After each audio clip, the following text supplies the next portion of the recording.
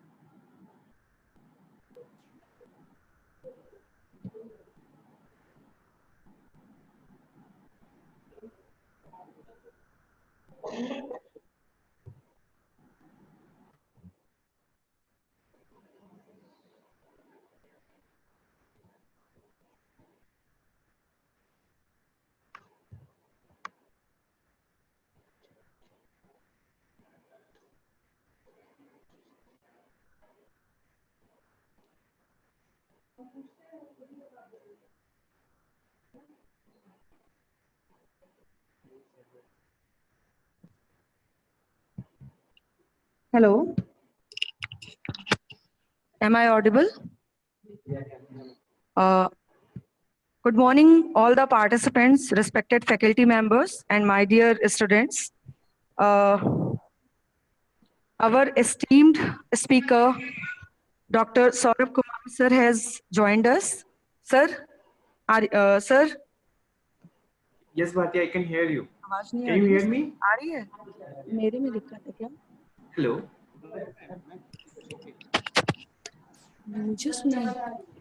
मुझे सुनाई नहीं दे रहा ना, तो मैं बात Am I audible? Yes, you're audible. Yes, you're Yeah, audible. fine. Thank you, thank you. So, shall I start, Bharti, or like Yes, sir. wait for some time? Sir, Saurabh sir, we will start within 5 minutes, sir. Okay, fine. Still some participants are joining us. Okay, no issues, no issues. So I don't want that it may, you know, interaction. Yes, we will start very soon. Interaction, I want to make it interactive session. So we'll start very soon, sir. Okay, fine. Thank you. Yeah.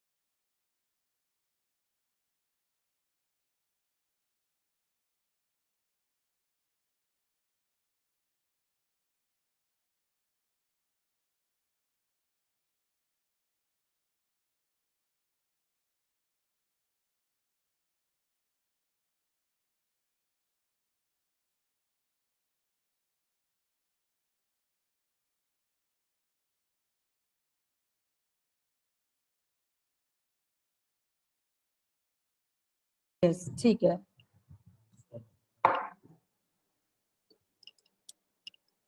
मैं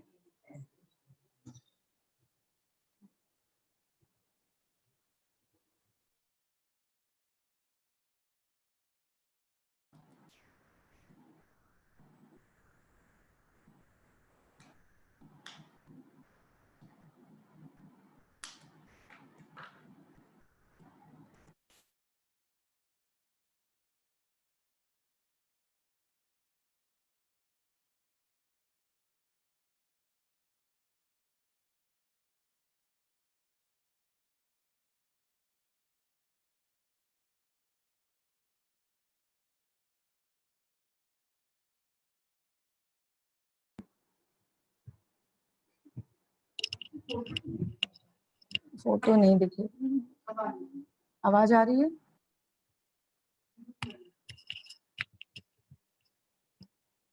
Good morning to all of you.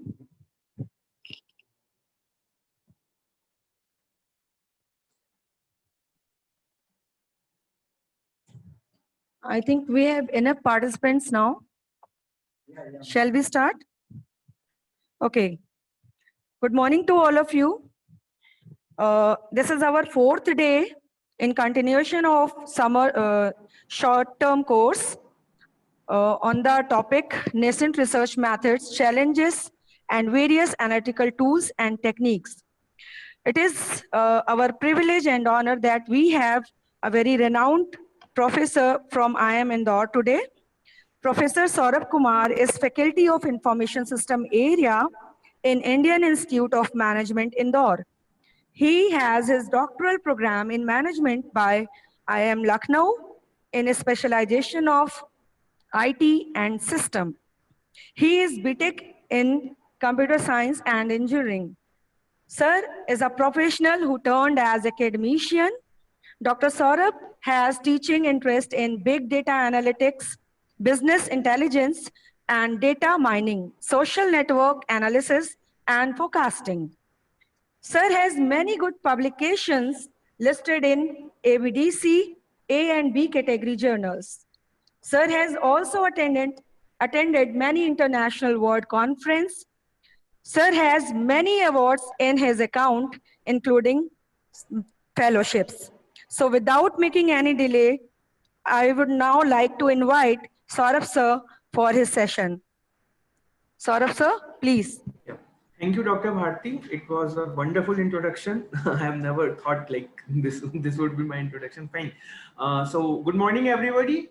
So today the topic which I would be talking about is like how to publish in top tier journals. So I have prepared some slides and we'll go through some slides. So, but I want to make this particular session as interactive as possible. So it is like I'll give some hints, then you can think of it and then we can discuss. So the discussion normally will happen like if you can unmute yourself and you can ask the question, or you can better put it in chat window. I will look into the chat window also, and then I'll try to answer the questions as much as I can.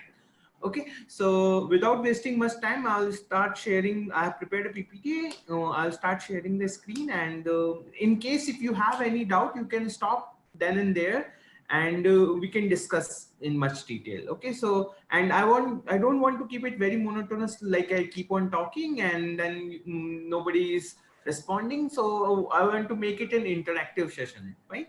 So I'm starting sharing my slides. So fine. So the topic which we are going to today deal with is how to publish in top tier journals. So first of all, like we have to understand what exactly is top tier journals, or like before that we have to understand what exactly is a journal. Then once we understand like what is a top tier journal, which journal we have to target for like our career growth. I presume that the people over here are mostly doctoral students or the people who are interested in research or some faculty members of Madan Mohan Malviya. So I presume that they have a fair bit of an idea of a research, and then we can build on it, like how exactly where to publish, how to publish, and various other aspects. What are the intricacies related to it? Which journal you should not publish? What are the metrics you have to look at it while publishing? How exactly you have to position your article? How exactly you have to position your target? This all you need to take care of. So before doing anything, I'll quickly give some brief summary or brief about myself. So as already mentioned by Dr. Bharti, I am currently working as an assistant professor at IIM Indore in information systems area. So I have done my PhD from IIM Lucknow. Then I have worked in Canada also at Simon Fraser University for some time. Then after completing my PhD, I have worked in IIM Nagpur for also a small stint, like around a year. Then pre-PhD, I was working in TCS, Data Consultancy Services, that again in information technology domain only. I have a research interest in data mining, business analytics, privacy, security, big data analytics. All this are on me research interest areas. And then I have I have a couple of good publication in top tier journals. That's why I can presume that I am qualified enough to talk about this particular topic, like how to publish in top tier journals. Then one important thing which I wanted to mention, which I have not put it on my slide, is that I belong to a place nearby Gorakhpur. It's called Kushinagar district. So my native place is Kushinagar district only. I have done my schooling and everything up to class 12th. I was there only. So I'm very much related to Madan Mohan Malviya. Earlier it was called MMEC, Madan Mohan Malviya Engineering College. Now it has become an university. So I have visited the colleges multiple times, and I have some of my friends long back. So that is the thing and I always look forward to having sessions with Madan Mohan Malviya and various other colleges in that area. So to start with, what are the types of scholarly output an academician or a research scholar can have? So normally you might be knowing that there are various kind of scholarly output. One can be a conference paper, or other can be a journal paper, a book, a complete book if you are editing a book chapter, a conference proceedings, some cases if you write, or your complete thesis. If you are doing a PhD program, your thesis is also a scholarly output. Now, among all this, what I think is the journal publication is the most important publication for everyone. So why exactly journal publication has become most important?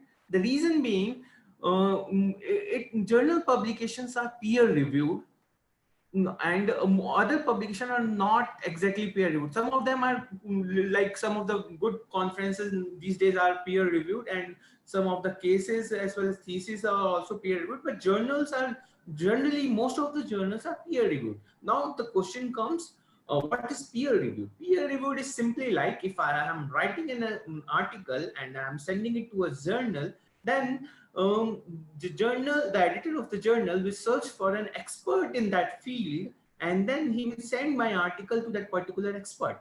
Now it is the responsibility, or like it is the duty of an expert to see that the article which I have written is actually matching the academic standard or not.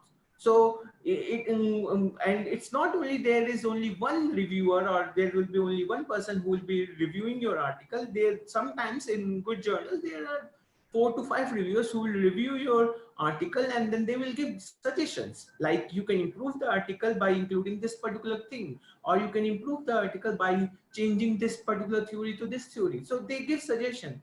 Now you have to respond to the suggestion like, okay, fine, the particular reviewer has given me this suggestion, I will work on it, and then I will improve my particular manuscript. So that's why the peer reviewed part makes the journal very robust in fact. Next, another important thing is journal papers are generally double blind. Now, what is a double blind? Double blind is simply like if I'm writing an article, then I don't, when I'll send it to a journal, I don't know who will be the reviewer who will be reviewing my particular article. So for me, it's a blind. Then for the reviewer who is reviewing my article, or like who is having a look at my article, he or she don't know like from where the particular article is coming. So that's again for him also it's a blind. So it's both way, whether the person who is sending the article and the person who is reviewing the article, for both they don't know who is on the other side. The editor used to correspond to both of them without with masking their identity. So that's why it's called double blind. Now, if a publication is a double blind and peer review, it is considered as a good publication. So mostly all journals, the good journals, which are talking about how exactly you will gauge the performance of a journal, are generally double blind and peer review. In other cases like journal in thesis, if I talk about thesis, you write a thesis, you send it to your guide and your guide or your thesis advisory committee, that TAC will send it over to an expert in the field, but the expert knows that whose thesis is this. That is not double blind. That is actually a single blind, because you don't know which expert the particular thesis has gone. Other university might have the different clauses, but generally in universities across the world, it is the practice that the research scholar doesn't know the expert to whom the particular thesis is sent, but the expert knows that whose thesis is this. So what exactly happens in such a scenario? In such a scenario, there is a kind of a biases. So like I know that the particular student is good, so whatever he has written, I presume already I have a bias that he might have written a good thing. So that biases creation in scholarly word is not a good thing. So that is the problem. That's why it's always been always a double blind review is always preferred. Now my question is like I'm having a conference paper and then conference proceedings. Can you think of, or can somebody think of, and they can put the answer in the chat box, what is the difference between conference paper and a conference proceedings? Can somebody, like, I'll look at the chat window also. If somebody, some research scholars or anybody, like, I want to focus on what is the difference between conference paper and a conference proceedings.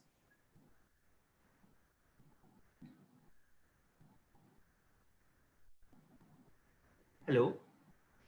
Yes, sir. There is no response in the chat box. Okay, no issues. So I'll let you know what is the difference between conference paper and a conference proceeding. So yes, Sunny Seth has given a right answer, I believe, presumably right. So conference paper is like you go to the conference, you present your paper, and the abstract of your paper is published in a conference book or in the website. Okay, only abstract. But conference proceedings are like where the entire paper or your entire work in progress is published. So like in my area, I can specifically tell, if I talk about information systems area, there are a couple of good conferences like ICIS, International Conference of Information Systems, AMSIS, American Conference of Information System, HICS, Hawaii International Conference on Social Sciences, and PASIS, Pacific Asia Conference of Information System. All these are very good conferences in information systems area. What they used to do, when you send a article, they used to publish the entire article, and they are generally, like, the good conferences are generally peer reviewed as well as double blind, so they are equivalent to having a journal paper. So that is what the difference between a conference paper and conference proceeding. Now in the scholarly world, the most important, I already told, the most important weightage is for the journal paper. Okay, so if you, as a doctoral scholar, if you want to aspire for a good management college or in India or abroad, you have to have a good journal publication. Now the question comes, how will you assess that it is a good journal publication? For this, there are various lists and databases that we have to consider, that we have to monitor and understand that whether the particular journal is good or not. So in that, in the management research, the most important or the most famous list, which is very difficult to crack, is called FT list, which is actually prepared by Financial Times, and it is a list of 50 journals, 50 journals across management discipline. And publishing in the FT journal is very, very, very difficult. I'm telling 3 times very, because it is very difficult, and not many scholars across the world are able to publish in FT journals. Because I'll tell you the reasons and various other things about that. Don't worry in the entire session. Just I'm telling, like, FT journals are the most difficult to crack for everyone. Next comes is ABDC list. Now, what is ABDC list? ABDC is like Australian Business Deans Council list. It is the list prepared by Australian deans, and it is widely used in India. Like in India, we used to follow this ABDC list. In this ABDC list, there are various categories and other things. I'll talk about this ABDC list in detail shortly. Let me just touch upon all the list as of now. Then we have an ABS list. In the ABDC list, which I was talking about earlier, is particularly focused on Australian business schools and in that domain, Australian domain. India have also adopted the ABDC list only. Most of the Indian institutes and other things have adopted ABDC list. But this ABS list is like, it is prepared by European institutions. So in Europe, if you go, like, if you go to London, United Kingdom, France, Germany, everywhere, ABS list is followed. Okay, so I'll tell what is the ABS list and various other details of ABS list shortly. Then we have various other databases like Scopus databases and Web of Science database. Now the initial 3, the Financial Times, ABDC and ABS, are particularly focused on management research. But if I talk about Scopus and Web of Science, they are not necessarily focused only on management research. In Scopus, you can see the article of medicine, you can see the article of science, technology, engineering, every other thing stream you can think of. The journals will be there of all the streams. Similarly, in Web of Science, you can find the journals from all the streams. So it is like, if I talk about only management research, then Financial Times, ABDC list and ABS list are the most important. But if I talk about the research in journal, or like which can consist of all the field, and Scopus and Web of Science databases are important. Now in this Scopus and Web of Science databases, there are n number of journals present, and I will describe about them shortly. Okay, then let us go to how exactly the FT ranking journals look like. So this is the list of top 50 journals which are called FT ranking. And these are the most important journals in management research. Now, why I'm focusing on this particular FT ranking journal is like, if any one of us is able to publish in any of these 50 journals, I can assure you, you can get job anywhere in the world, anywhere, whichever country you want. If you have a publication in MIS Quarterly, the one which is at number 35, MIS Quarterly, or like if you have a good publication in operations research or any other like management science, you can get job in anywhere in the world. The point is they are very prestigious journals, and cracking them is very difficult, and it takes a lot of time, lot of effort, lot of networking, lot of skills to crack any of these journals. So that is the thing. So if we are able to publish in this FT ranking journal, and it will be a very good thing. Okay, now next comes ABDC list. Now in ABDC list there are 4 categories. Actually, entire ABDC list consists of 4 categories: A star, A, B, and C. So if I look at it, there are total 2,682 journals that are listed in ABDC. If I talk about, like, there may be like lakhs and lakhs of journals present. Some of them are predatory journals. Some of them are present in Beall's list. I'll talk about Beall's list and predatory journal as well shortly. So it is like all of those journals are not listed in ABDC. Only the reputed one, or only which the journals which are not predatory, are only listed in ABDC. Among them also there is a categorization of A star, A, B, and C. So if I look at the distribution with the one which I have shown it over here, A star journals are 199 journals of 2,682 are A star, 651 are A, 850 are B, and 982 are C. So this is the entire bifurcation of the entire ABDC list. Now if I look at it, like how exactly I can get the ABDC list. So what I have done, I have already opened it in my web browser. What you have to do, go to Google, type ABDC journal list. This kind of page will come to you. In that there are 2 important links. One is this one, 2019 ABDC journal quality list, and second is an accompanying report. So what you have to do as a scholar, as a research scholar, you can download this list. Once you click on this particular link, 2019 ABDC journal quality list, it will download you an Excel file for you. And then in that Excel file, you can shortlist based on your criteria, like you want to send it an A category journal or an A star journal. So you can filter the criteria, and then you can send it over. Then there is a report. Report is like the ABDC journal quality list is used to get updated like each 3 years. So like the initial list was released in 2007, and 2010 the update is released, in 2013, 2016, and lately the last one is in year 2019. So the report, accompanying report with each journal quality list, is simply like what are the modification that has been made from the previous case. So like if I talk about 2019 journal quality list, what are the modification in the present list has which was not present in 2016 list. So it is like some of the journals are removed, some of the new journals are put in, some of the journals are upgraded from B to A or from C to B, some of the journals are downgraded also. So if you want to know what are the changes that has been made, then you can look at this report, and then you can analyze that what are the changes that has been made.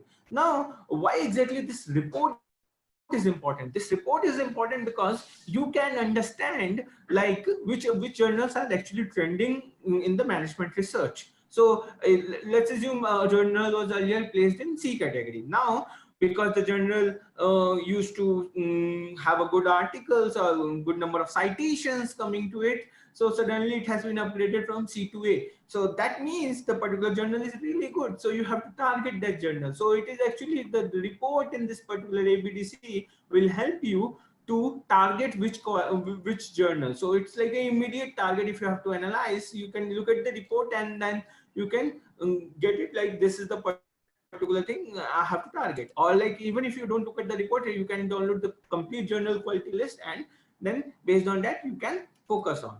Okay, so that is about the ABDC. Next, in the ABDC, the 4 categories which I told, A star, A, B, and C, it is like the acceptance rate of A star, which is actually presumed very tough, is less than 8%. So like if 100 articles are sent, about 8 or like 7 articles will be accepted out of the 100 articles, which is actually very tough to crack. 8 is really tough. Now the earlier which I told, the FT ranking journals, all those FT ranking journals are also present in ABDC. So it is like the most of the FT ranking journals are in A star category of ABDC. Only one Journal of Business Ethics, I believe, the one which is there at number 16, Journal of Business Ethics.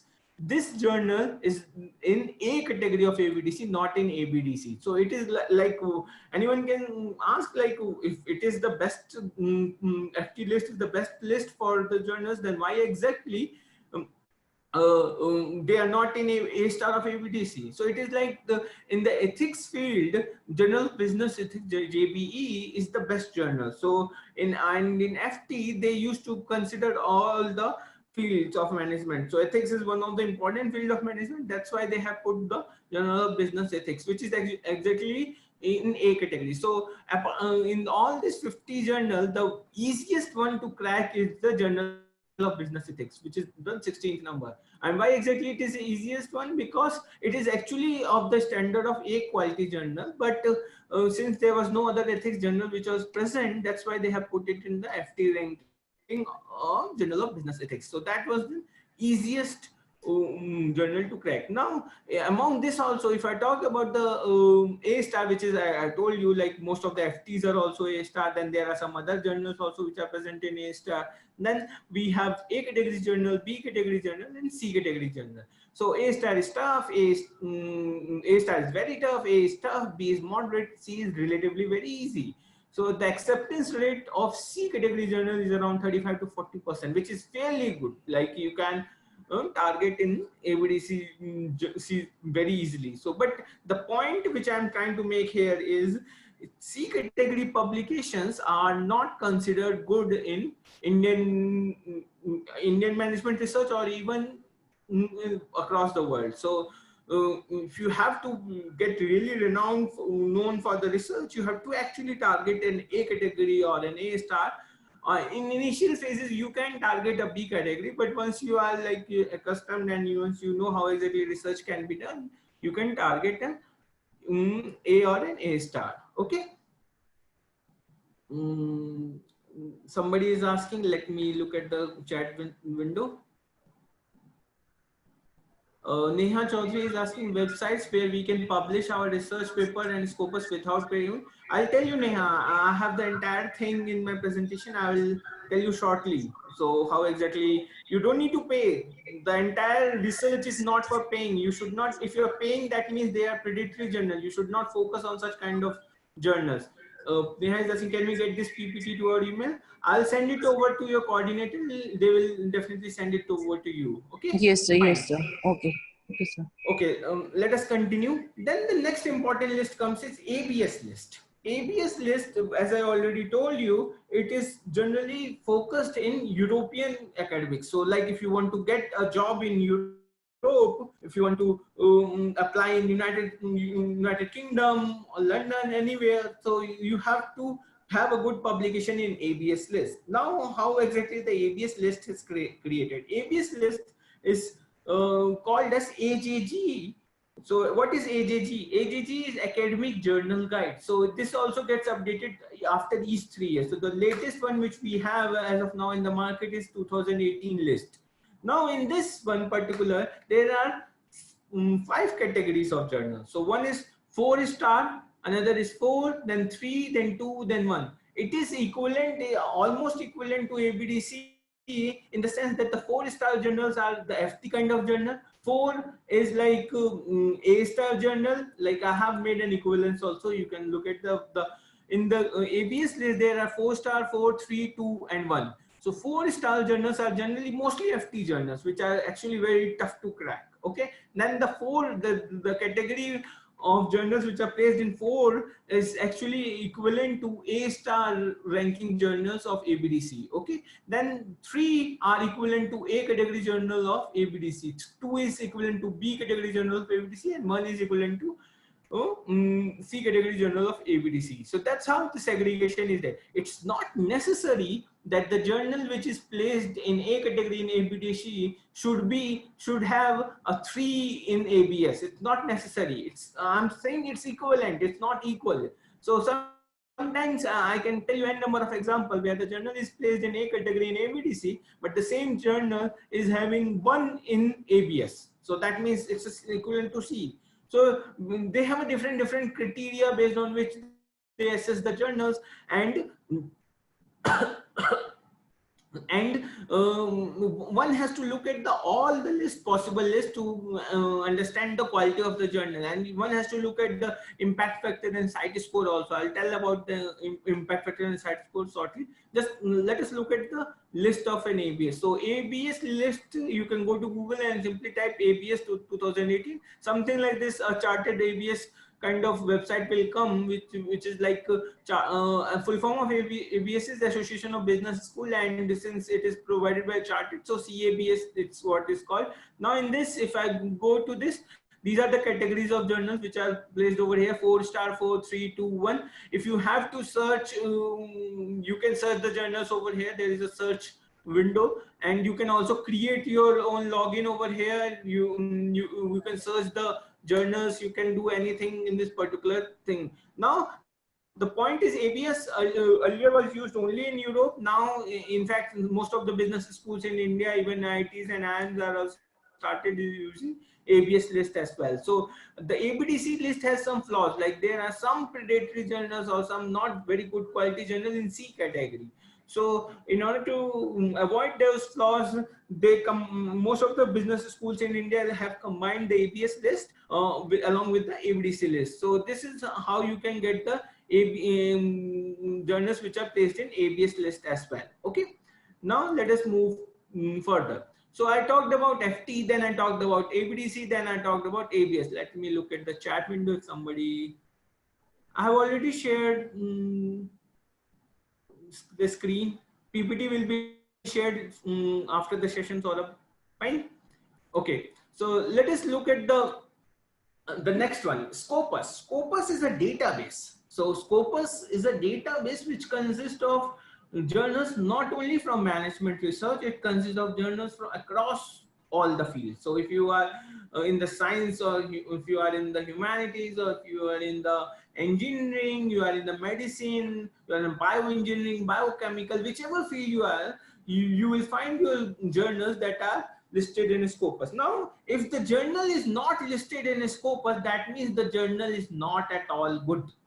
So Scopus is a very big list. So like the list of Scopus, if I download it in PDF, it is the PDF itself full of 1600 pages, and each page will be around 40 to 50 journals. So it's a very big list. And if your journal which you are actually targeting is not placed in Scopus, that means the journal is not at all good.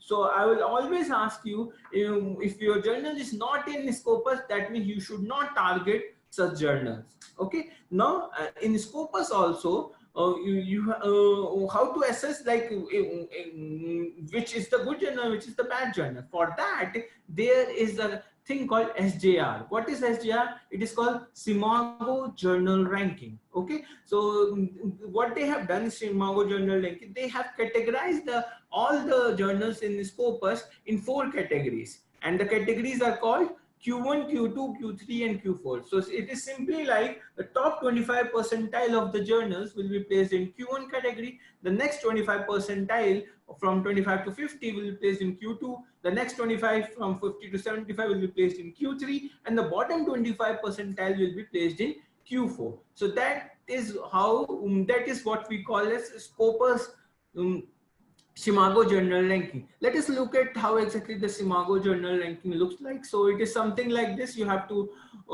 search in Google SJR, Simago Journal and Country Rank. Is something like this website will come. Let us check any journal. So let me take one good journal in my field, Decision Support System.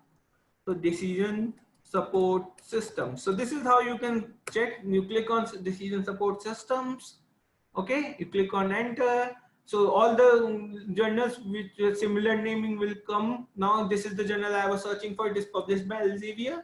Okay, so I'll click on this. Now in this, something like this will come. Okay, now if it is green, you can see once I click on this, that means it is coming Q1. Q1 means it is a quadrant 1, means it is placed in top 25 percentile in all these fields. So if I talk about art and humanities, it is placed in Q1. Development and educational psychology, again Q1. Information systems, Q1. Information systems and management Q1, management information system again Q1. So, and it is year wise. So initially in 1999, 2001, when the scholarly world started, or when this particular journal was just started, it was placed in Q2 or Q3 sometimes. Okay, but lately it has always been placed in Q1. So it is a good journal. Now in this, one important aspect comes, which is H index. What is H index? 138 H index means there are 138 articles in decision support system which has more than 138 citations. So probably it seems confusing to you. I can tell you in a simple example. Let's assume somebody is having H index as 2. H index can be given to a journal also, it can be given to a particular researcher also. Okay, so let's assume somebody is having an H index 2. H index 2 means there are 2 articles which has more than 2 citation, 2 or more than 2 citation. Then if I am having an H index as 3, that means there are 3 articles which has more than 3 or 3 more than 3 citation. If I'm having 4 H index, that means there are 4 articles which are having 4 of more than 4. So likewise, 138 H index means there are 138 articles in the particular decision support system journal which has 138 or more than 138 citation to the particular article. So that means it's a very good journal. 138 H index is very, very good in management research. It's very, very good journal. Okay, so any H index above 40 or 50 is considered very, very good. Okay, then we have a site score also over here. We'll talk about site score shortly. Then there are various other things which are present in this one. We'll talk about this also shortly. Let us go to the chat window if somebody is having any doubt. Yeah, Dr. Sheikh is asking, sir, what about SCI journal? I'm going to talk about SCI journal, Web of Science. I'll be talking about this as well. Yeah. So there is a question from R.K. Dwivedi also. Yeah, let me look at the question. Yeah, R.K. Dwivedi is asking, if a journal is indexed in Web of Science but not in Scopus, then should we publish there? Yeah, you can publish there. Very few journals are there which are indexed in Web of Science but not in Scopus. There are some journals, but Web of Science is another important, very, very important database. And if your journal is listed in Web of Science, that means it's also a good journal. It's not necessarily that Scopus is the overall exhaustive criteria and Scopus is the only thing you have to follow. You can follow Web of Science also, but don't publish in a journal which is not listed in Scopus and which is not listed in Web of Science. I'm going to talk about the Web of Science also shortly. Okay. Dr. Sheikh is asking, sir, can you give brief about citations in article? Yeah, citations is simply like you have written an article and somebody has read your article and find that the particular aspect of your article can be used in his research. So what he will do, he or she will cite your article, like this is the particular article I have referred, and once his article is published, your article will gain 1 citation. So this is how the citations work. So once the simple thing is, if you can visualize this in this way, that this, the more the number of citations, the better is the article. In simple terms, that's how you can say. Now we talked about Scopus. Let us move to the next important thing, which is Web of Science. This is another important database where it is also a very exhaustive database, very, very exhaustive. It consists of journals from across the stream, whether you talk about medicine, material, mining, metallurgy, pharma, any field. If you talk about all the field journals are listed in Web of Science. It is similar to Scopus. Web of Science is similar to Scopus. Most of the journals are common in Scopus as well as Web of Science. There are hardly any few journals, I can tell like 100 or 200 journals which will be there in Scopus and not there in Web of Science, or 200, 300 journals will be there which will be there in Web of Science and which will not be present in Scopus. The point of what I am trying to make over here is, if you are targeting a journal, it should be either present in Scopus or in Web of Science. Best is it should be present in both Scopus as well as Web of Science. That's how you can you have to plan your article where to exactly send the particular article in which journal. Okay, so if I talk, where exactly to find the Web of Science? Web of Science, you search Google, you will find the page something like this, Web of Science group. If you have to search some journal, you can simply put in over here and click on search. It will give you the search result of the journal, like where exactly if the journal is present in the list or not. Okay, now there are two important things which talks about the quality of the journal. Like in SJR, I've told you, like in Shimago, the journals are placed in Q1, Q2, Q3, Q4. So how exactly will you assess the journal quality based on like if it is present in Web of Science, but you want to assess the quality of the journals? There are various journals present. If you have to assess the quality, you have to look at the impact score and the site score. So, now what is impact score? Impact score is simply like, it is a measure which academic word, scholarly word has given. It is simply like it's a measure of the frequency with which the average article in a journal has been cited in a particular year. Or simply like if I have to the impact factor is calculated year wise. So 2018 impact factor of a journal will be different from 2019 impact factor of a journal. Now look at the example which I have given over here in the PPT. It's simply like Nature is a journal which is like the world's best journal, and it is not for management research. Nature, the journal name is Nature only, and it is not for management research. It is purely for scientific research. Science, if you are working in science domain, then you can publish in Nature, and the publishing in Nature is very, very difficult. If you are able to publish in Nature, you will probably get a Nobel Prize. Okay, so publishing in Nature is very, very difficult. Now Nature has an impact factor of 41.57, which is very, very, very high. Okay, in management research, even the best of best journal like MIS Quarterly or Management Science has an impact factor of 6 or 7. So you can think how exactly the difference. 6 or 7 is the best impact factor in management research, and the Nature, which is in the scientific research, is having an impact factor of 41.57. It's relatively very, very high. Okay, now how exactly this particular impact factor is calculated? It's simply like if I have to calculate the impact factor of the year 2017. So what I will do, I'll take all the articles which are present in year 2015 and 2016, like T. If I have to calculate in this year, then T-1 and T-2. So this is the formula, Y-1 and Y-2. I'll calculate the sum of citation in Y-1 and Y-2. So it's simply like in 2017, if I have to calculate, I'll calculate all the citations on the particular journal and all the articles from year 2015 and year 2016. And then I'll divide it by what are the total possible publications in the in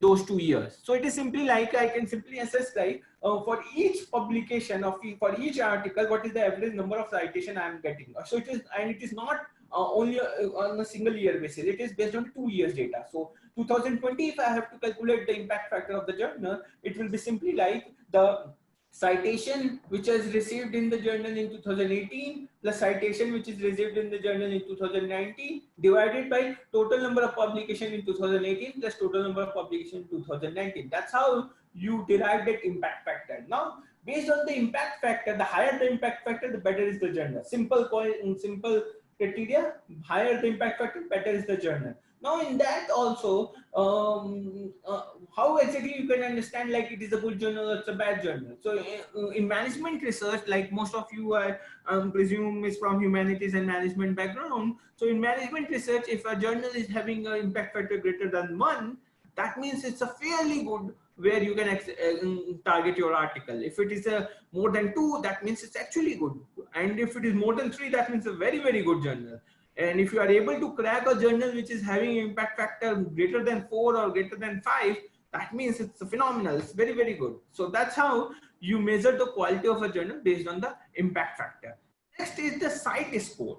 The site score is very much similar to impact factor. It is just like impact factor used to take one of the major difference between impact factor and CITES score is impact factor is based on the Web of Science data, the one which I have just shown you in the Web of Science thing. Impact factor is based on Web of Science data, and the CITES score is based on the Scopus data. So like once I have shown you SJR Sigma journal ranking, there at the bottom the CITES score is shown for each journal. So once the journal is placed in Scopus data, it will have a CITES score. If the journal is placed in Web of Science, it will have an impact factor. If the journal is placed in both Scopus as well as Web of Science, it will have both CITES score as well as impact factor. Now, what is the difference in calculation? Why exactly CITES score is a different term?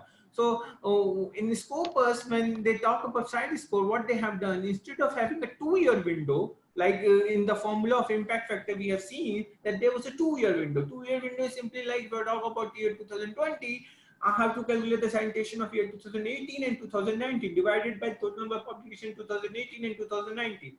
Now, if I talk about CITES score of the same year 2020, it will be 3-year window. 3-year window is simply like, if I talk about year 2020, I have to sum the citation of 2017, 2018, and 2019 divided by publication in 17, 18, and 19. So it is 3-year window, and impact factor is 2-year window. Now the question comes, why exactly they want to use a 3-year window? They presume that their idea was like most of the journals get the citation in 3 years time, not in 2 years time, because the publication cycle itself in some good journals takes 2 years time. So if it is taking 2 years time, so that means you have to give a sufficient window for a particular article to get us cited in the journal. So that's why they have started using a 3-year window. So that's how the CITES score is developed. Let me look at the chat box if somebody is having any question.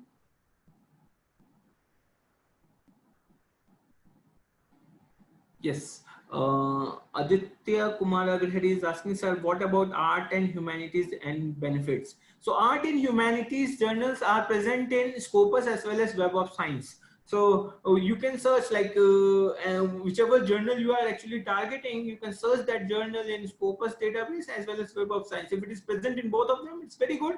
If it is present in either of them, that's all, then also it's fine. But if it is not present in both, that means there is some problem. Okay. Then Nilkandan is asking, like, SSI art and humanities is recognized. Yeah, obviously it is recognized. No? Art and humanities journals are also recognized. So SSCI is Social Science Citation Index. Then we have SCI, which is Science Citation Index. All this, like, it is based on Web of Science only. Okay.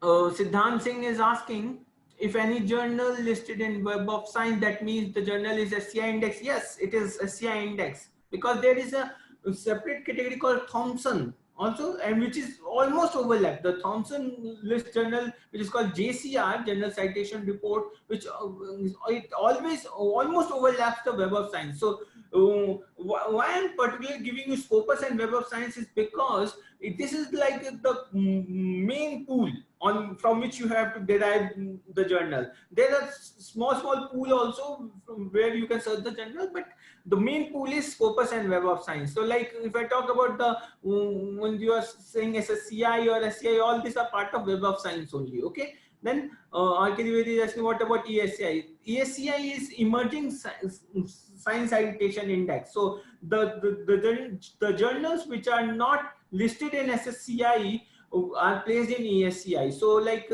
these are having good quality, but not a very good quality. So they are not listed in SSCI, but they will be listed in coming years, like 2 or 3 years. They will be definitely going to list in SSCI. That's why they are also considered good. You can target in ESCI also, but if possible, avoid ESCI as of now. You can best is target SSCI or SCI. That will be good. Okay, targeting ESCI as of now is not considered good because they are not placed as of now in SSCI. But since this is the definition of ESCI itself is the Emerging Science Citation Index, that's why we can say that they can be placed in coming years in this field. Okay. Okay. Vineet is asking, that means each author who have published in Nature have Nobel Prize? No, Vineet, that's not the case.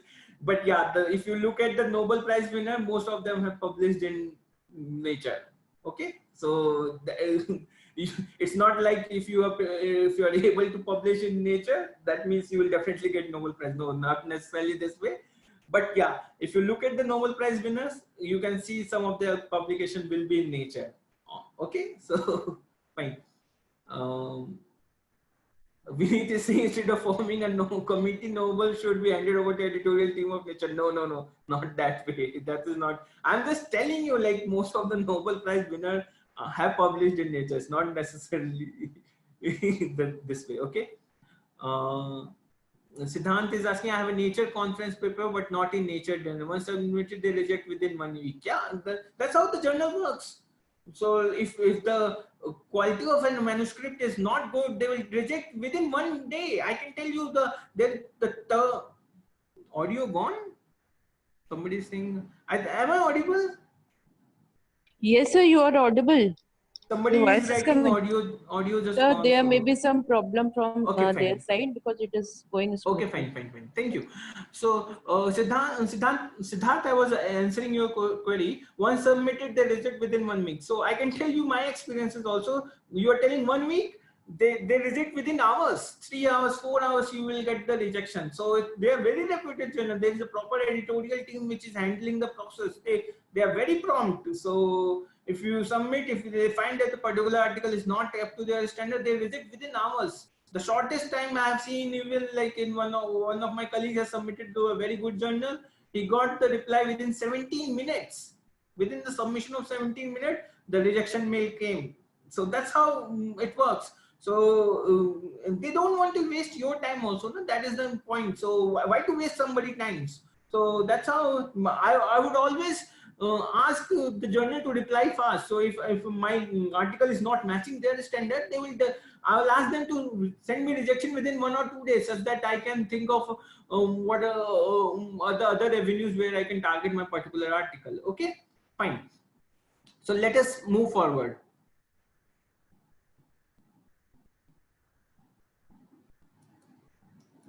Okay. Sir, there is one more question in the chat box. Okay, one more question. If you allow, then we can. Yes, sir.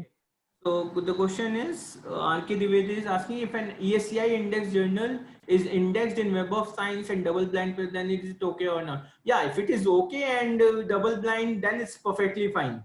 Okay, if it is indexed as well as double blind peer reviewed, then it is perfectly fine. But if it is not peer reviewed, and if it is asking you to pay money, and if it is the editorial team is not very good, then probably you should avoid such kind of journal. Okay, so if it is peer reviewed and double blind or indexed properly, then you can target such journal, but it will not give you good recognition in the academic world. That is the problem.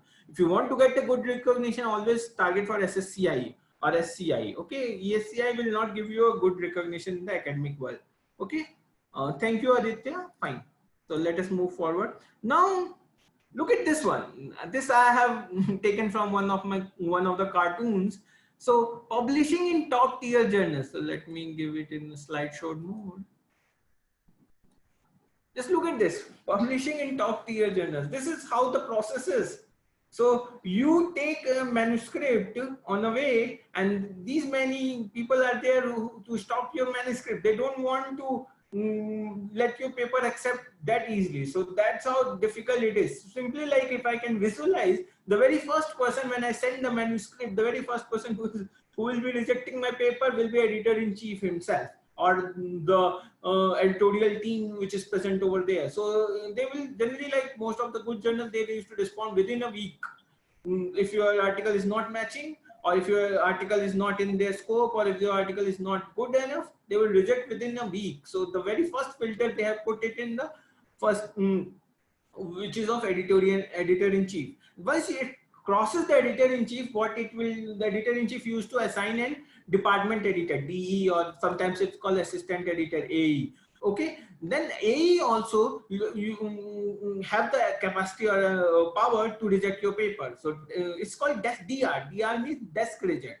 So once you put the article, if it is rejected either by editor-in-chief, editorial board, or department editor, assistant editor, AE, it is called a desk reject. So if it is not sent for a review and it is rejected by the editorial team itself, it's called a desk reject. And the percentage of desk reject is very high in top tier journals. So like I can tell you, around 80 to 85% articles are rejected in the desk itself. So they are not sent for review. Because there is a problem. Let's assume if you are going to send all the articles in a review, it's actually problematic. The problem is the reviewers will see that I'm getting any rubbish article which is not of a good academic standard. So they will, and they don't get paid for this.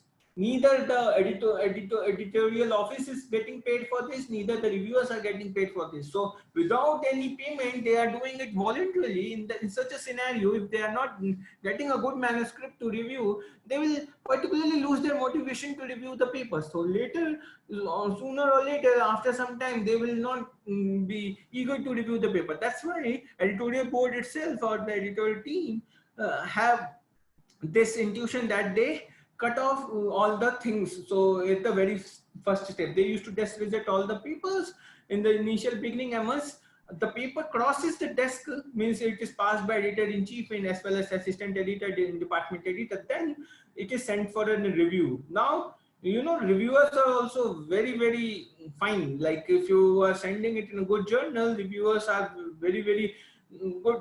So they used to review it very thoroughly. Like I can tell you one of my experiences. I have written a paper of around 28 pages and have sent it to a very good journal good journal in management research.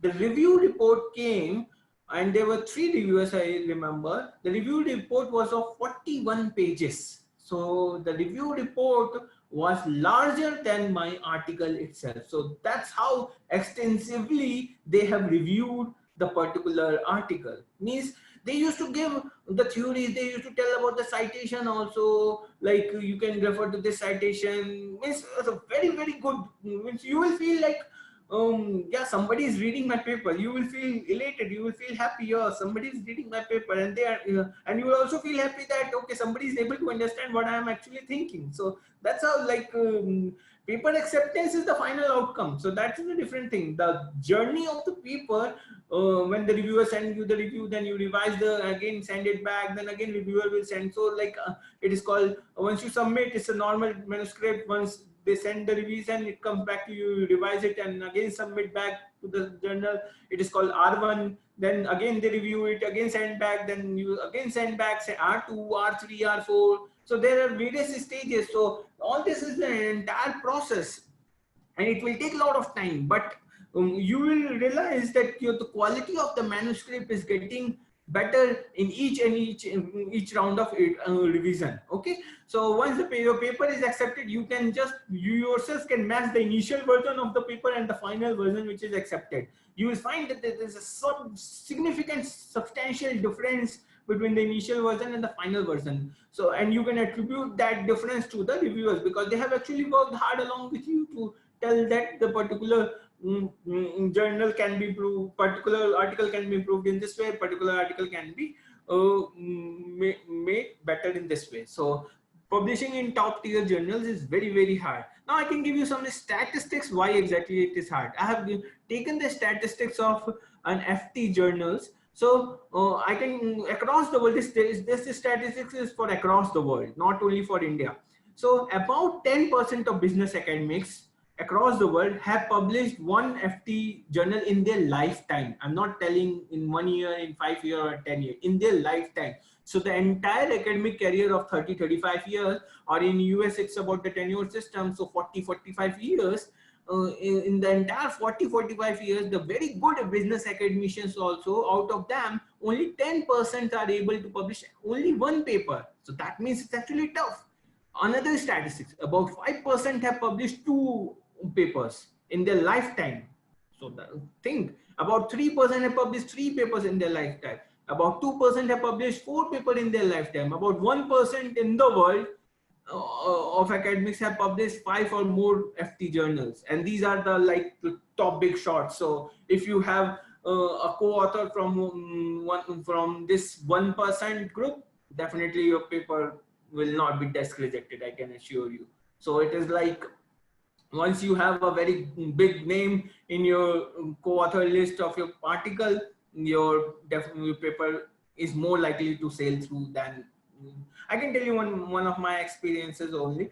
So I have written one article and have sent to the one of the best journal called MIS Quarterly. So the article got desk rejected within 3 days. Okay, it was desk rejected within 3 days. Now the same article I have done some modification.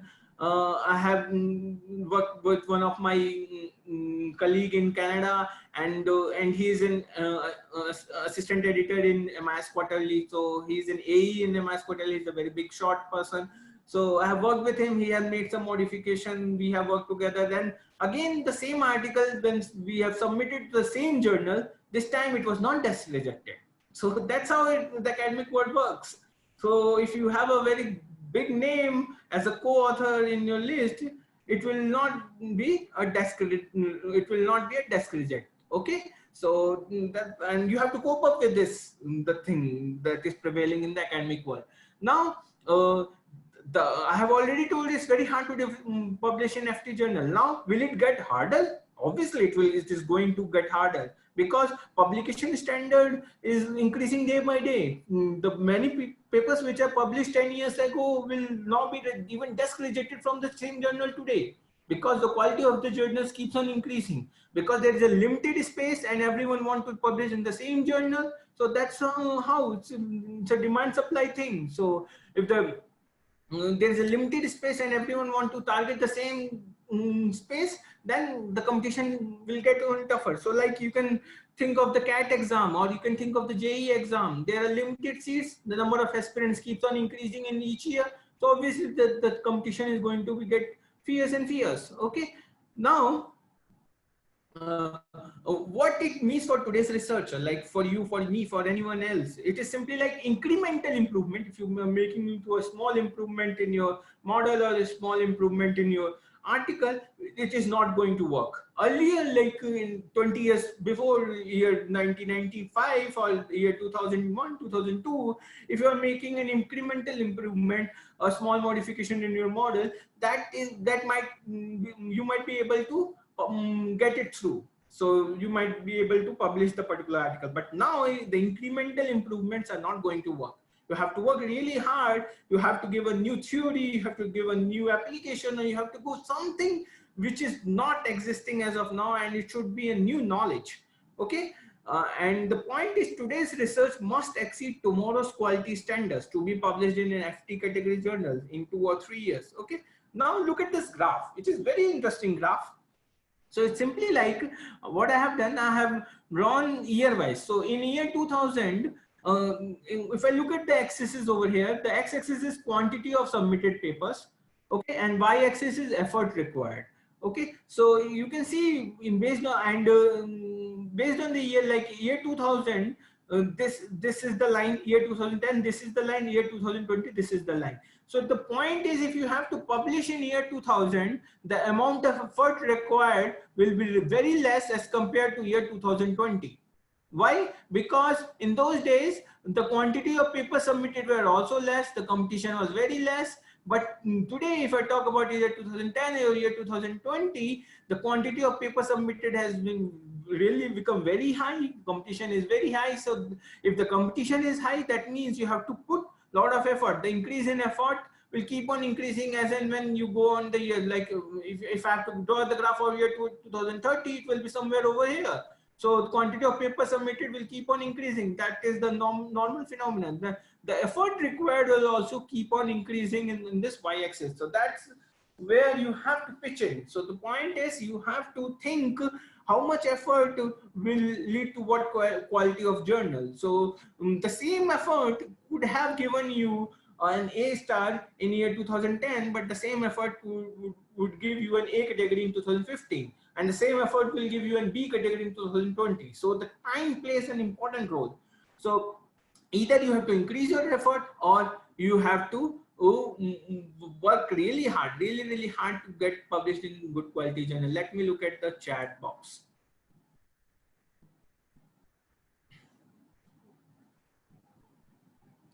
why many Scopus and renowned publishers like Elsevier take more than 100 is to give first decision, like I sent in Scopus, what many mean. Sunny, that is the normal process of peer reviewed is 3 months is the normal time. It's not 100 days. You might be thinking I am about to tell about this in the next slide only. So I can tell you in my case, I have submitted in one of the journals, Behavioral and Information Technology. I submitted in December 2016. December 2016 I submitted, and I got the first review in October 2017. So it's almost 10-11 months. So you are talking about 3 months, 10-11 months is what I have waited, and it's normal. Everyone wait for this, so nothing could be done. You should not, academic world, you should not be in hurry. The best thing is you should have a pipeline. Pipeline in the sense you publish papers, you create a pipeline such that after some time, one of them is in review, other is in like revise and resubmit phase, R&R, another one is like in the production phase. So it's like if you have a pipeline, then you get papers each year. Otherwise, a normal paper takes more than 2 to 3 years time. So that is the thing. Okay. Now that's what about the time thing I was about to talk. Let us look at how long does it take. This is about an FT journal. Look at the timeline. So if you want to write an FT journal or a very top tier journal, A-star category paper, this is how the timeline looks like. So that's a rough estimate, and you have to first conceptualize the research question, and then after conceptualization you have to think about the literature review, you have to think about the theory that can be applicable, then you have to write the hypothesis. This will take your 12 months of a time. So and normally if you're trying to do a good research, this will definitely take 12 months of your time. Next comes you do analysis, empirical design, then you do data collection, you write paper. This will take another 12 months. So the entire paper writing itself from conceptualization phase to final draft of the paper will take around 2 years time. So that's how the timing is there. Now, once you submit the paper, let's assume you have submitted the paper in a good journal. So the first review is normally in average, it will take 4 to 5 months. First review, average, it will take 4 months. Now, once they send the first review, they will give the author 3 months time to revise the manuscript and send it back to them. So another 3 months, let's assume you submitted in 3 months time. You can ask the extension also if you want, but extension ideally is not preferred. You have to submit it within a stipulated deadline. Okay. Then the second review, another 3 months, then you revise it for 2 months, send it back, third review 2.5 months, then it come back, you revise 1 month, 2 months. So likewise, the entire estimate for the good quality journal or publication will be 2 years working, and then 2 years publication, means the entire review and publication thing. So, and if I look at the complete horizon, it is like 4 years time it will take to publish in one of the very good journals. And once you are able to publish in this very good journal with after 4 years of your hard work, definitely you can get this benefit in your whole life. So it's not like you published one article in a good journal, then it will benefit you only one time. No, if you are able to publish, you will get too much recognition in India and in world that people will recognize you, and in terms of job and various other things, you can apply across the world, and universities will actually see, okay, he have a FT publication, that means it's actually good, because it's not easy to get an FT publication or even an A-star publication of an ABDC. So you have to think about the benefit. So the hard work will give you a benefit only in like 2-3 years time. You have to be patient also. You have to have patience also. Okay. Now let us look at some myths and facts about the top tier journals. Okay. And these are really important for the particular session. So if you don't understand what are the myths and what are the facts that are related, it will be really difficult later. Okay. Let me have a water.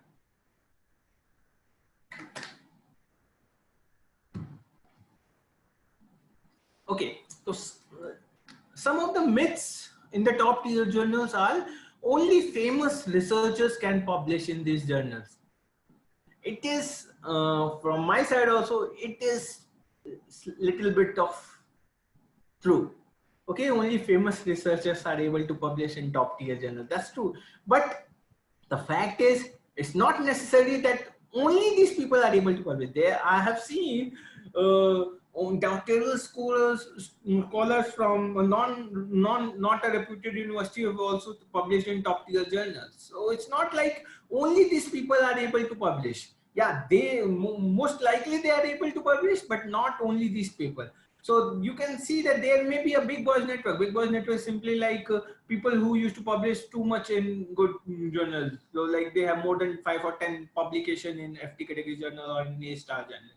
But there are people, like if you observe any good journal, you will find there are people, doctoral scholars who from not so reputed university who have worked really hard and they have published in these journals also. That's also is possible. Okay. Now, another myth is only people from top school can publish in the journals, like people from Harvard, Stanford, or MIT can only publish. It's not necessary. You can see that some of the people from any random universities in India or in world are able to publish in top tier journals. So it's not necessarily. Okay, so your school doesn't determine the quality of your work. Okay. So that is the thing. Another myth is the journals, the top tier journals are not interested in new ideas or new concepts. If people think you send a new idea or a new theory or a new concept, they will reject it. But it's not the case.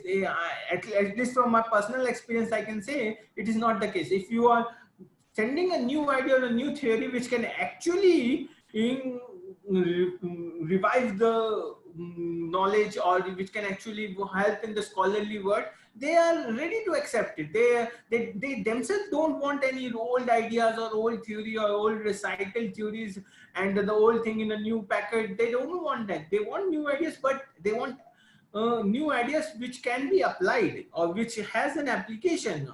That is the thing. So you have to, the new theory or the new idea should have a proper application. It's not like you just propound a theory or you just come up with a new idea and then you're not finding its proper application. So then that way they will definitely reject. I'll tell you the reasons why the good journals used to reject and how exactly you can work on your article so that you can cope up with this session and you will not be your paper will not be rejected. Okay. Another myth is people say that reviewers don't understand my ideas or my type of research, but it is simply like the fact is reviewers are generally the domain experts. They have much more knowledge, and the point is if they don't understand your work, then the problem is probably from your end. So you have to work, you have to write in such a way such that the reviewers are able to understand your work. So the writing part here, English plays a major role. So if English is the first language or even if it is a second language also for you, then you have to write in such a way that reviewers are able to understand your idea, what you exactly want to convey in a particular paragraph or in a particular article. Then even some of the good journals, they ask for recommending reviewers. So you can recommend reviewers. So like you can say that I want the particular my manuscript which I have submitted to be reviewed by this scholar. So you can recommend reviewers who are right for your paper. And this way you can actually help the editorial board. Okay. So some of the times the editorial board, if they feel like there is no conflict of interest, then in that case, they will send the paper to the particular reviewer only. Then there is a myth that reviewers' job is to reject paper. The problem is like most of the time reviewers actually reject paper. So that's why it become a myth that reviewers' job is to reject paper. But the reality is, which even I can vouch for this, is many reviewers will provide constructive suggestion which can actually enhance the quality of a manuscript, which can actually help you in the long run. So that's why if I talk about, you have to understand what are the myths and what are the facts that are in the top tier journal publication. Now the question comes, why exactly the top journals reject papers? So the in this one I have written what are the fatal flaws on what basis the papers are rejected, and this one, the green one, I've tell on what basis the revision or revise and resubmit thing is given. Okay, so let us look at one by one, and then we'll talk about each one in detail later also. Okay, so one of the fatal flaws from Indian academicians or from you, me, or anywhere in India is like we are not able to justify our contribution in the article. So like we have written an article, but we are not able to justify how exactly my article is different from the earlier articles published, or how exactly this article will add value to the particular knowledge. So we are not able to justify that contribution part. That is, if you're not able to justify the contribution part, that means the journal will think, okay, if there is no contribution, why will I accept this particular paper? Since there is a very scarce space, very limited space is there, so I should reject this paper. So this is the fatal flaw. That's on that basis the papers are generally rejected. Then another is theorizing. This is very important. You have to, for any phenomena which you observe, you have to give a theory. So why the particular phenomena is occurring, or you have to take earlier theories, or you have to build upon the theories. So this is the earlier theory, this is the phenomena I have observed. Now I want to amend this theory. This is how the work should be done. But we Indians, like everyone, most of us are like in such a way that we don't use theories at all. We just focus on these are the constructs, these are I have applied structured equation modeling, smart PLS, literal, and then I've got the output, I paste the outputs, I write something in the introduction, simple literature review, and I send it. So obviously they will reject it because you have not explained the phenomena, or like we have not explained the phenomena by theory. You have to link it with the theory. Like how exactly earlier researchers have worked in this field, how exactly your research is related to that one, how exactly the particular theory will be applied in your context. If you want to amend that theory, if you want to modify that theory, how exactly you will be doing that. So that is another fatal flaw. Then about the, if you are not sure about the measurement simply the scale items. If you are not captured effectively the scale items, it can be a problem. Okay, so the measurement scale item, for that you might be knowing about Cronbach alpha, you might be knowing about AVE values, construct validity, discriminant validity, all these are there. I think you guys are knowing about this. Okay, this particular session is not meant for explaining the construct validity, discriminant validity, and various other things, but I'm telling you, like that should be in the proper range. So the Cronbach alpha value should be greater than 0.7, AV value should be greater than 0.5. All this should be met. If you are not able to meet, means there is a flaw. So they will reject your paper. Then even in the sampling and the method thing also, if you are not able to, like if you are doing always convenient sampling, it is not good. Convenient sampling is not preferred in research world.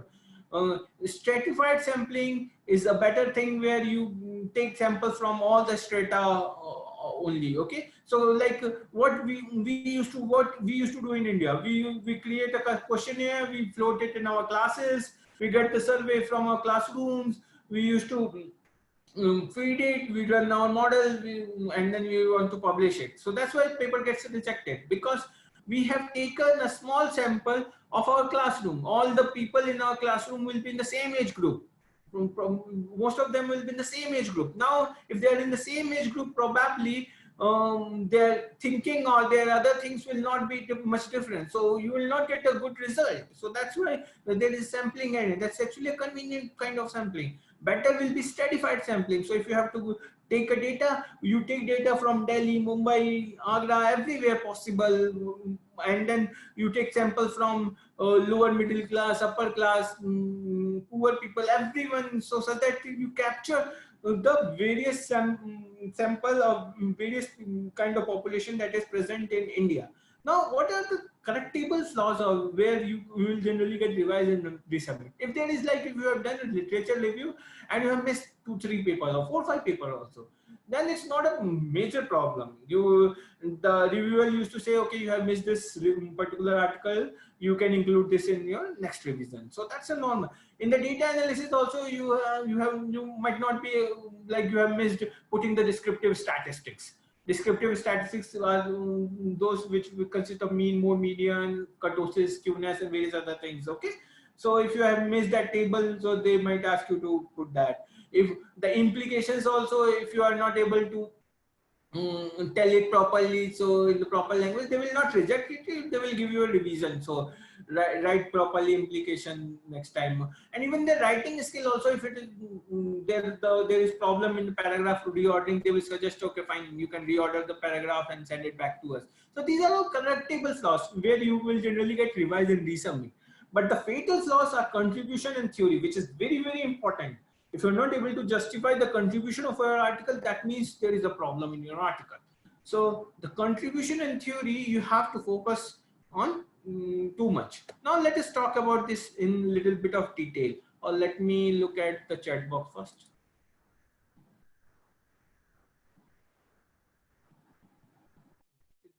Is saying even SCI journal 1.5 year to publish. Yes, SCI journal takes 1.5 year. Even like I can tell you, some of the SCI journals take more than 2 years also. Vineet is asking, do you prefer qualitative research or quantitative? Vineet, I prefer quantitative research.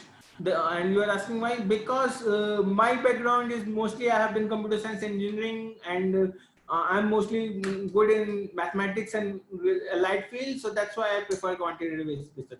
Qualitative research is not easy. You have to work really hard. So, and we don't have very good researcher in qualitative research in India. We do have some good researcher in quantitative research, but not in qualitative research. Okay, fine. So let me move. Vineet is asking, should it be the case? Yeah, case study. If you are able to publish ethnographic research or like a case in a case study format, if you are able to write it in a good way, it is considered good. If you are able to put it in a case format, it is considered good. Even the qualitative research, you can see that some of the qualitative research is published in the top tier journals. So that is the case. So even the case, if you are able to write good, it's actually good. Okay, fine. Let me move further. So about the contribution thing. So the Fetal's law contribution, as I already told, what is the contribution we are talking about? We are talking about like what is new you are providing to the table. Okay, what is that? If somebody is reading your paper, will learn from your paper which he has not known before. So that is the contribution part. So normally in the contribution, there are 3 types of contribution. One is theoretical contribution, another is practical contribution, the third one is methodological contribution. So let us talk about each contribution in detail. So theoretical contribution is simply like you have a theory and you work on that theory and you amend that theory. You say that the particular theory is not applicable in e-commerce context, or the particular theory is not applicable in an organization. So what you will do, you will amend that theory in such a way that it becomes applicable to your e-commerce context, or you amend that theory in such a way that it becomes applicable to various other domains. So that's how, that is a contribution. If you are able to amend the theory such that it becomes applicable to other frontier of knowledge, it is a contribution. But if you are just making a small modification, like a model is there, you just add one variable and you say that this is a contribution, that is not a contribution. So like I can tell you one example simply. Let's assume there is a model and it gives an R-square value of 0.83. Now what you have done, you have increased one more variable. This time R-square becomes 0.84. Is it a contribution? No, it is not a contribution. It can be a marginal contribution which can be published in a C category journal, but it is not a contribution where you are just increasing the R-square from 0.83 to 0.84. It is not at all a contribution. Okay, for having a good contribution, what you have to do, you have to search for a theory and the application of the theory in such a way, and you modify the theory such that it can be extended to various other application area. Okay, then we talk about practical contribution. So it is simply like when your paper or an article is able to give some inputs to the organization or people. So like there are some companies working, if some of them are reading your paper and they can apply the idea which you have written in your paper, it is actually very useful, and that is how the practical contribution is justified. Then you have a methodological contribution. So methodological contribution is simply like, I can tell you one example. Let's talk about regression. So regression is an age-old technique. Everyone knows that there is a regression kind of technique. Okay. Now regression will give you an output in a format like it will give you a value. Okay. Now if I modify regression technique itself, if I'm able to modify the regression technique, so like you might be knowing there is a logistic regression also. Okay, so if I am come up with a new regression technique which can, like logistic regression gives output in the form of 0 or 1, true or false. Okay, if I come up with a new technique where it gives like 0, 0.5 and 1, so discrete kind of regression, then that can be a contribution. Okay, or like if I come up with a lasso regression or ridge regression or various other kinds of regression, that can be a contribution. But as I told you earlier, if you have a value of R square 0.83 and then you increase a new variable and this time the R square value becomes 0.84, is it a contribution? No, it is not a contribution. It can be a marginal contribution that can be published in the C category journal, but it is not at all a contribution. Okay, then where does contribution comes from? Contribution comes from an interesting problem. So you observe the world, you see that there is a problem, you observe that, you think how it can be solved, you apply your techniques, you apply various other things, and then that's how you can get various contributions. So in this contribution thing, what you have to avoid, you should not have a hypothetical problem. The problem should be real world. So if there is a problem, like if in terms of COVID, there is too much problem which is going on in COVID. Now, if I talk about COVID thing, so it should be, the problem should be real world, like how to manage supply chain in COVID times. So this is uncertain times. The supply chain is disrupted. So in this time, how exactly will you manage the supply chain? So that can be an interesting problem. Okay. So, if you want to replicate or like re-examine the theories, that is not a good research. So like what Indians used to do, or like what developing countries people used to do, is like there is an already published research in United States. We used to see that and we used to replicate that in an Indian context. Probably C category publication can come from that, but not a good publication from that paper. The point is the replication of the study in an Indian context or in any other context is not adding much value to the literature. Okay, so that is the problem. And let's assume you have a data set. Now you do a mindless data analysis, you do anything, any random thing, or like let me give you an example. In COVID times, you get this data set of a number of patients coming daily. Okay, you have a data set that is available. So many websites used to give this data set. Now you do some analysis. So like how many males are getting infected, how many females are getting infected. Now you plot the graphs and you say that this is the contribution. No, this is not a contribution. This is simply an infographics, which even your news channel used to give this. This is not at all a contribution. The better contribution in COVID times also will be if you are able to predict how many new cases will come in next 1 week. That can be a good contribution. And if your prediction is mapping to the actual thing, okay, that can be a good contribution if you are able to do it. Okay, adding a small variable to an existing model may be a marginal research, but not a very good research thing. Okay, so that's where the contribution comes from. Now I'll give you some examples of an interesting and uninteresting problem. So uninteresting problems are like, do Indians workers use email differently than Chinese workers? What do you think? It is an interesting problem. Everyone uses email. Probably in the culture, the Chinese use differently than Indians, or United States people use differently, work differently than Indians based on the Hofstadter theory.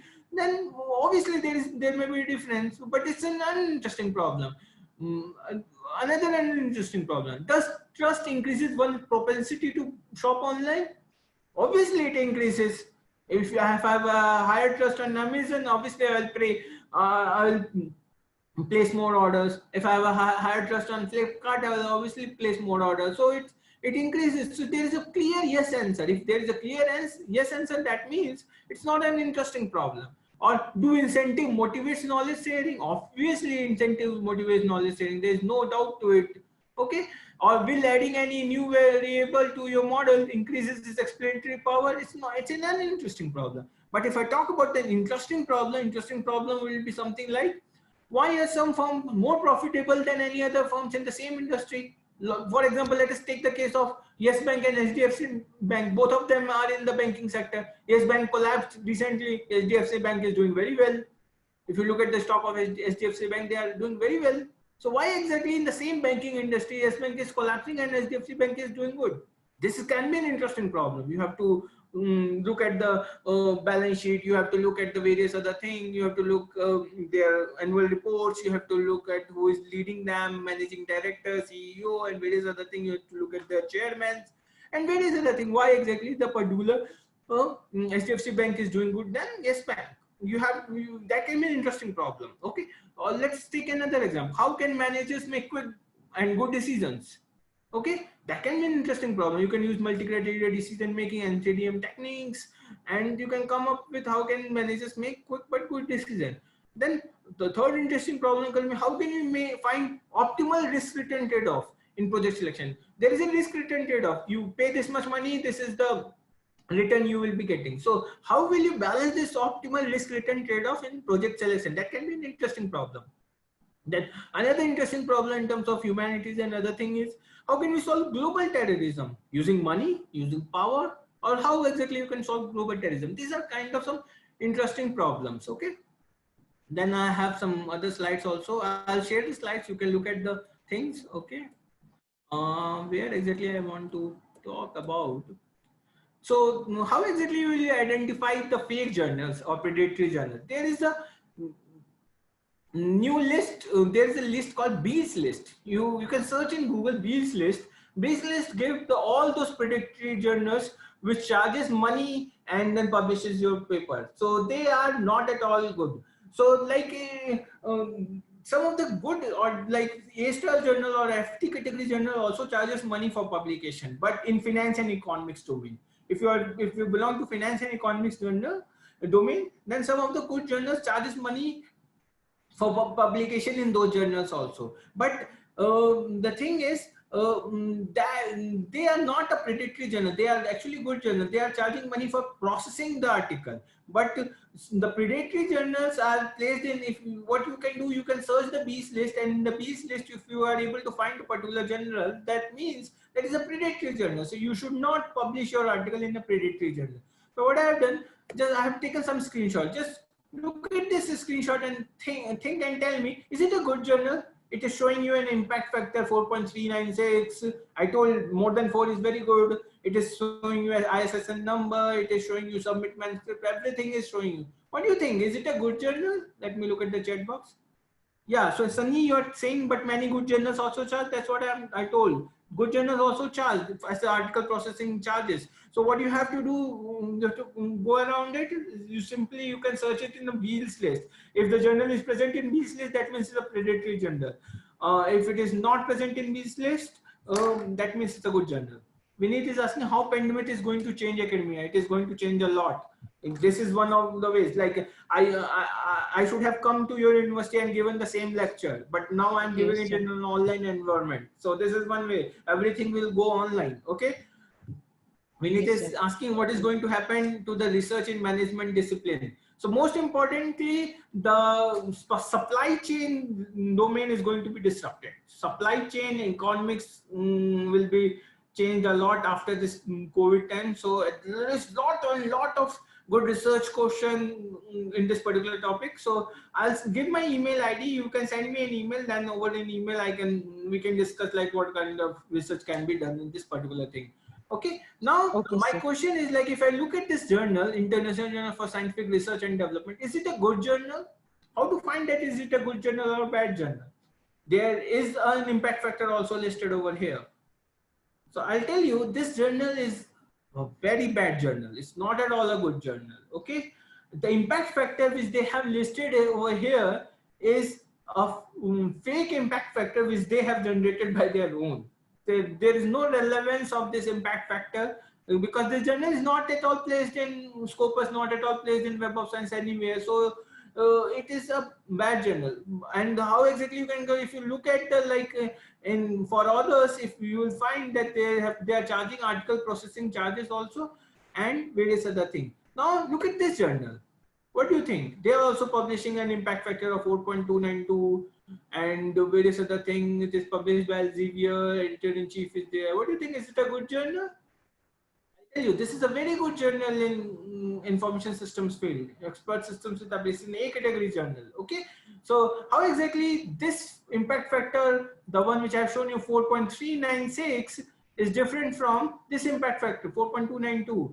Over here, they are not emphasizing on this 4.292, but over here, they are emphasizing on this 4.396. That means there is a problem. Anyways, like we have the list, Scopus and Web of Science, there we can search. If the journal is present in these, that means the journal is good. If the journal is not present, that means it's a not good journal. And the other way, you can search in Beale's list. If the journal is present in Beale's list, that means probably this journal will be present in Beale's list. So you should not be targeting this journal. But this journal will be present in both Scopus and Web of Science. It will not be present in Beale's list. So you can target this journal.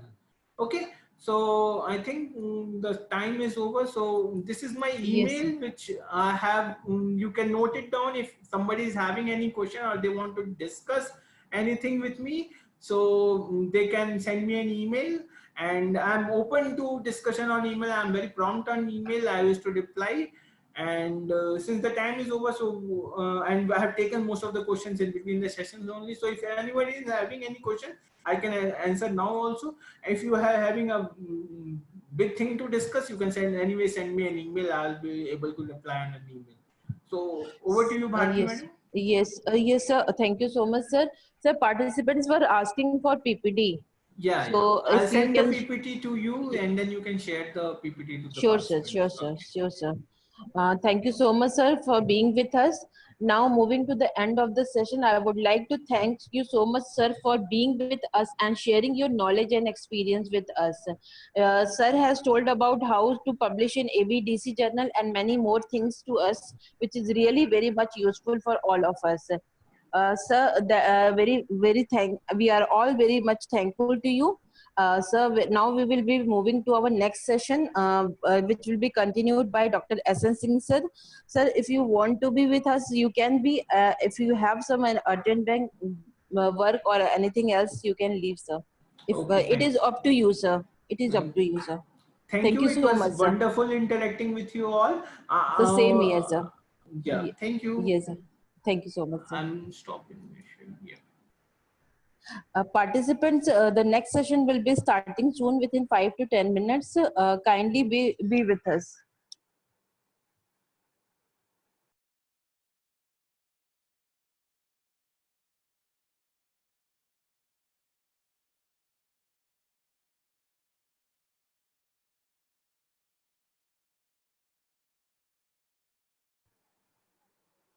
Participants, it is requested to, if you want to stay with the session, you can, or we can start the session at 11:50. So you can rejoin at 11:50 only.